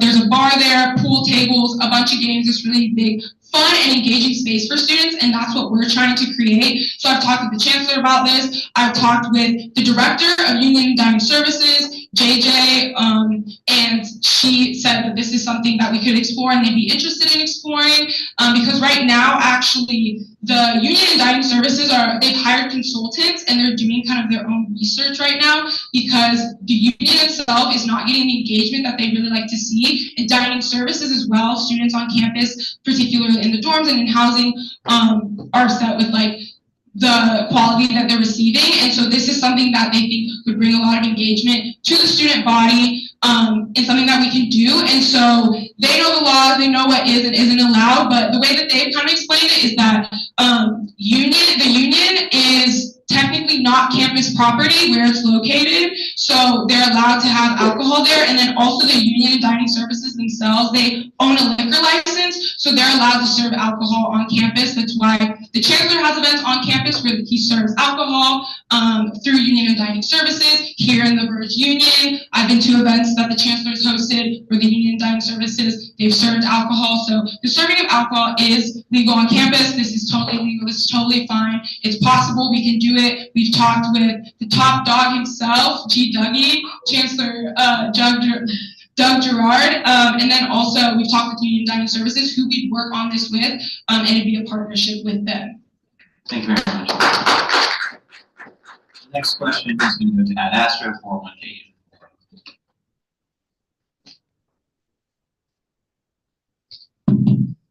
Okay, again, this question is, we would like Walker to answer it because it's something that he mentioned. He mentioned like this loyalty, students that needs to be more loyal towards students, and like there hasn't been this loyalty. So I would like you to please, again, give a specific example of how me and the current student body president, Turner Seals, how we haven't been loyal towards students, and give us a specific example of what you're talking about. Yeah. Oh, we can read that mic, yeah. Yeah.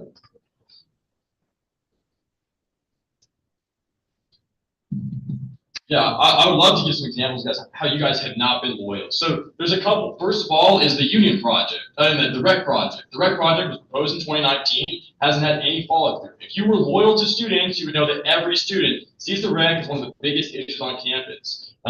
As to other places that you guys like have not been loyal, a lot of things that you guys are running on, you guys run on year after year after year. Like, you're not following through a lot of these things. Listed. I mean, go ahead and list them. Yeah. I mean, let me give you an example. So we have Narcan, that was 2 years in a row we were running on it. The outside revamping the entire 9 yards of it, they ran on it last year. Not happening. Benches in front of the transit, we ran on it last year. Didn't happen. I mean, you tell me what you're promising that's brand new, and I'll tell you if it happened or not. I mean, yeah, you threw it. I mean, I don't really know what to say. I mean, if you want people to go ahead and promise you 30 things and deliver 5, then don't vote for us. But if you want us to be held accountable and hold students accountable and hold you accountable to big projects that go ahead and impact all students, you know where to vote.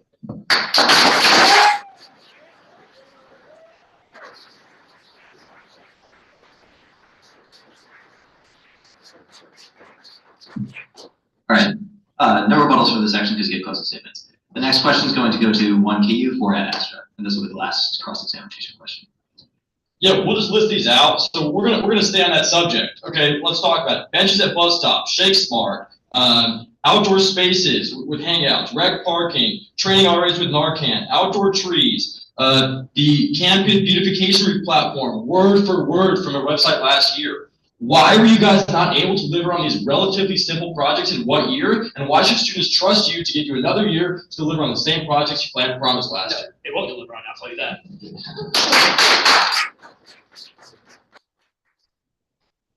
So clearly Walker has not been paying attention to the Student Senate Instagram and the projects that we've worked on and that we've done.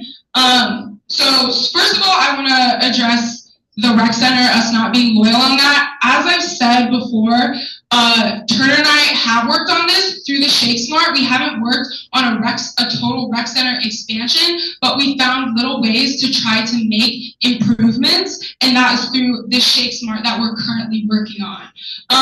The benches outside of bus stops, that's something that we wanted to work on to have accommodations for students with disabilities. We found out this is just simply something that we can't do in the positions that we're in. And so like I'd like to say, as I've expressed already, is I'm the only one who has been in this position, so I'm the only one who can say what is and is not possible, and that's something that we wanted to do and we thought was a good cause, but we discovered was just simply not possible from the position that we're in, but we did work to try to get it.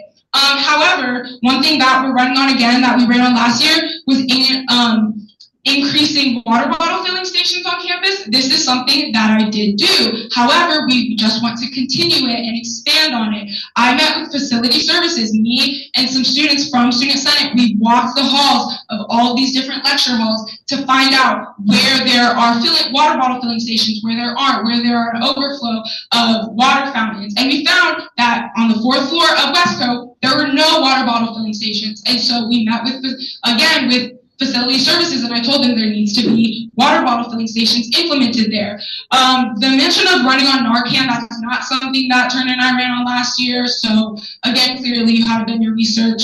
So again, a lot of these platforms that we have worked on, being in this position last year, it was a learning experience. We knew how Senate functioned really well because, okay. I just want to make sure we save enough time so that each candidate gets a chance to give a full closing statement. We're going to move on to closing statements because 1KU got to pick if they went first for opening statements, so I'm going to give it to Ed Astor to pick if they want to go first or second. Okay, 1KU, we'll start with the presidential closing statement. Sorry. You get 5 minutes.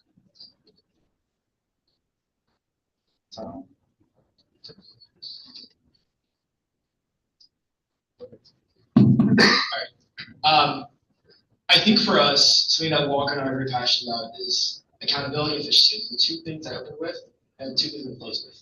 Everything I'm telling you right now are things that I want to go ahead and promise to you. I'm not going to sit here and name drop some fancy administration name and tell you I met with so-and-so.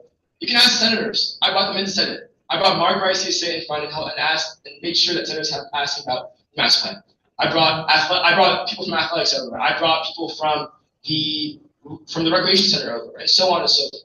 I want not just us to go ahead and engage these projects. I want senators to feel they're engaged in these projects. And I want students, more importantly, to feel like these projects impact them, which is exactly why I went ahead and pick these platforms, and exactly why you should go ahead and vote for us. Everything we're telling you, we want to go ahead and follow through. Everything we're telling you is with the mind, with the sense of what students want, and more importantly, what students need on this campus. And that's the tone of our administration, so that we're looking to set now, so that we're looking to set as we take office, and so that we're looking to set for the rest of Senate to ensure this is a place for all students, groups, and organizations to come to, congregate, and solve our differences when we connect with resources or communication with higher ed. That's what this campaign about. That's what every single one of you that came here to support me are passionate about. That's exactly why you should vote for us on KU. Thank you.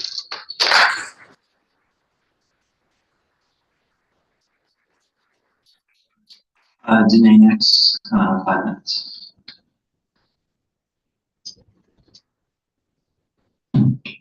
So in the past 3 years that I've been involved in Student Senate, I sat on the hiring committee of 3 different deans for the university and 1 university admin.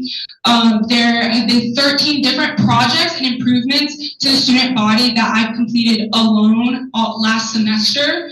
And I've served on 15 different Student Senate and University Senate boards and committees. And doing all this is not the responsibility of the senator, which I served as, or the government relations director that I served as, or as the vice president. However, I decided to make time and to do them and to put effort into doing them because I genuinely care about working on projects and improving the student body. And the reason I care so deeply is because this is a personal passion of mine.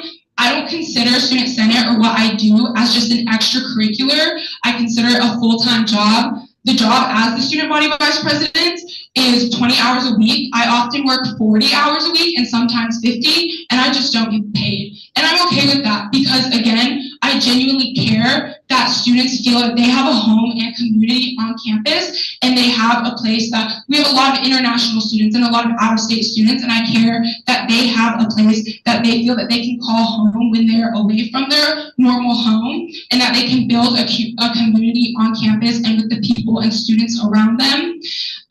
And it's a deep passion for mine, not just here as I'm a student, but it's a lifelong passion and goal of mine. Every job and internship I've ever had inside and outside of KU has been a public service job and has been in the public sector serving others, because that is the ultimate goal and what I want to do with my life is public service. Because ultimately the way that I judge success for myself now and ultimately when I die is not based on the amount of high up positions I've had or the money that I make, but based on a number of people that I've served unconditionally.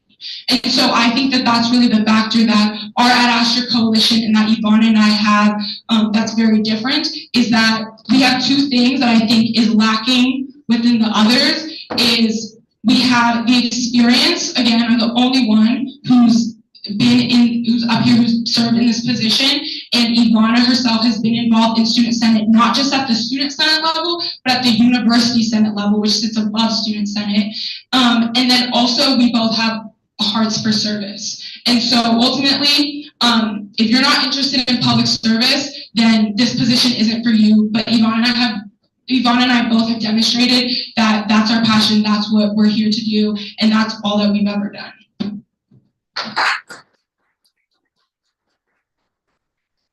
We're going to go to Walker next, and just because we have a little extra time, I'm going to bump your speaking time up to five minutes. Okay, I'll try to keep it short here. Yes, we're going to take a quick break, Okay. and then give Walker's closing statement. Okay.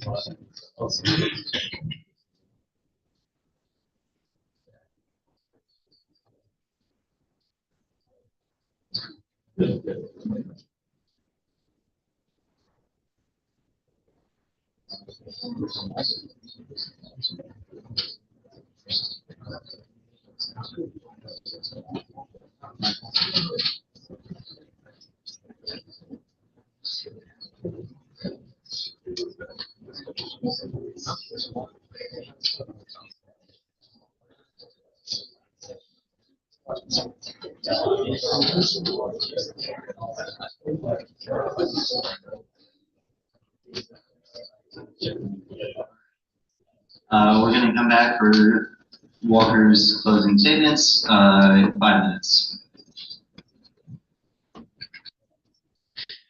Yeah, I'll try to keep this short. If we wanted to go band for band on resumes, I guess we could. Who we've talked to, who we haven't talked to, what accomplishments we have. But honestly, I'm here to just talk to everyone here as students that you guys next week, Monday through Thursday, get to decide where $24 million go over the next year. So you decide.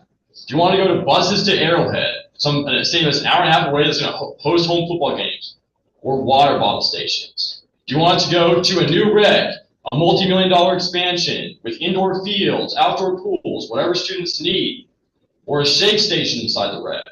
Like, these visions are fundamentally different. They talk a lot about qualifications. You know their qualifications. They do bare minimum research on their own platforms. And then they come up here and they tell us about all the stuff they've done over the years. You guys promised the same things last year that you promised this year. And we know your qualifications on follow through because we've seen how well you follow through. So if you guys want that follow through, you can vote for them, or you can vote for Zach and I, who have 3 strict, super tight platforms that we promise you will get done. Thank you.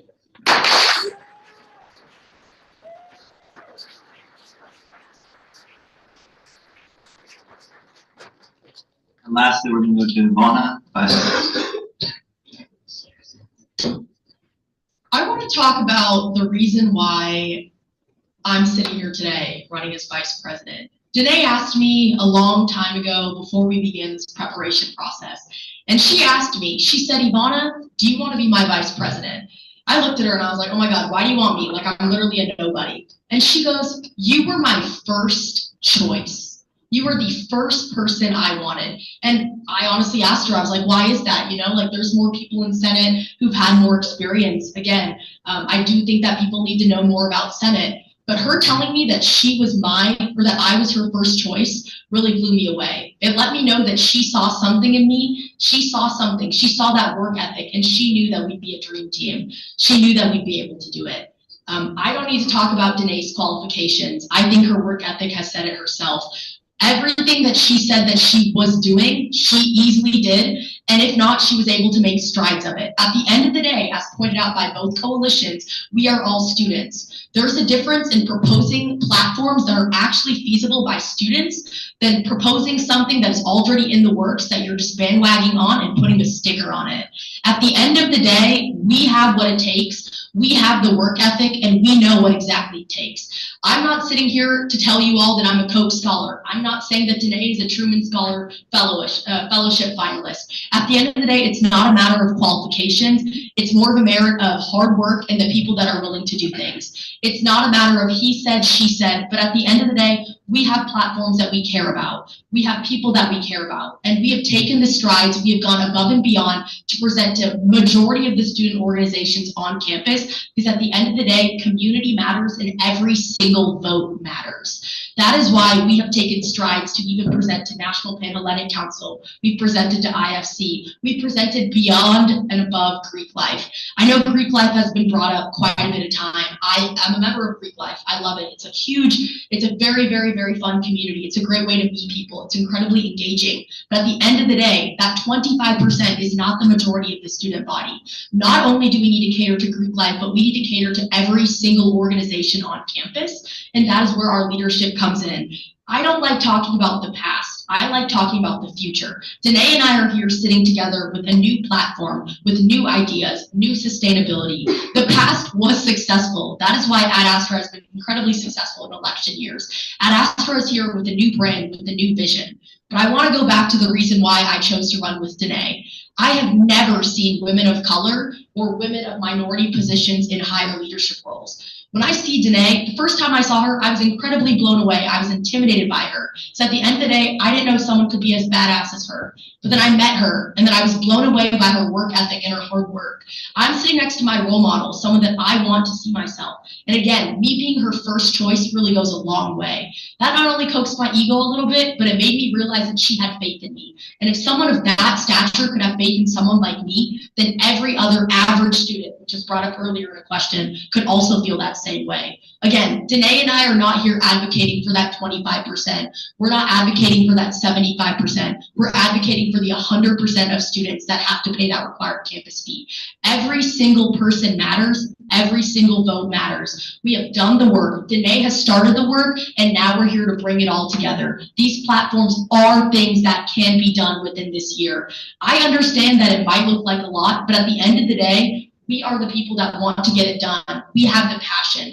I have the experience in community service, civil engagement. I'm one of the first women in America to become an Eagle Scout, community service specialist for Alpha Delta Pi. I could sit here listing all my qualifications. Doesn't matter. You can talk the talk, but if you can't walk the walk, you shouldn't be in here. Danae and I are incredibly passionate for civil service. That's why we're sitting here today. Not a day has gone by when we haven't done something for our campaign, because we ultimately care about it. Danae and I are both diehard KU fans. I've been to basketball games since I was a child, and honestly, KU means nothing more to me than my family. Like, it is my family. It is everything that I stand for. We would not be standing here today if we were not passionate and if we didn't have strides to make a difference and do the things that we talked about. This is a new campaign. This is the new Ad Astra. Danae asked me to be her first choice, and she will forever be mine. I want you all to have us as your first choice and vote Ad Astra for change, for lasting impact, and for things that actually matter to all students, not just the 25%. Thank you so much.